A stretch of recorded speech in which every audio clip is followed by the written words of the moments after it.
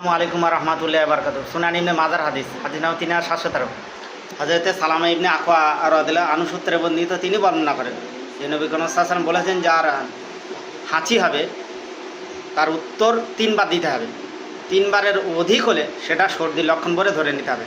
হাদিস ইবনে মাজাহ। ব্যাখ্যা: নবী করিম সাল্লাল্লাহু আলাইহি ওয়াসাল্লাম হাঁচি হলে আলহামদুলিল্লাহ পড়তে হয়, তার উত্তর ইয়া রাহমাকুল্লাহ বলতে হয়।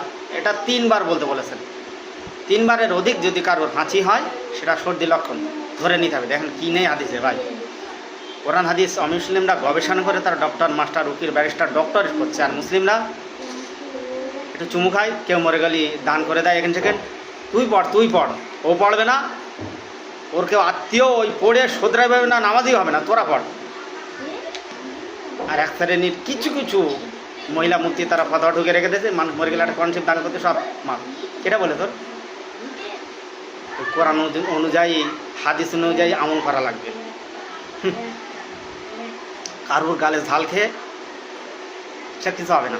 অবশ্যই মনে রাখা উচিত যে রাসূল সাল্লাল্লাহু আলাইহি ওয়াসাল্লাম যেভাবে চলেছেন সেইভাবে মোদের চলা লাগবে। গুরু মশাই, এছাড়া আর পথ নাই।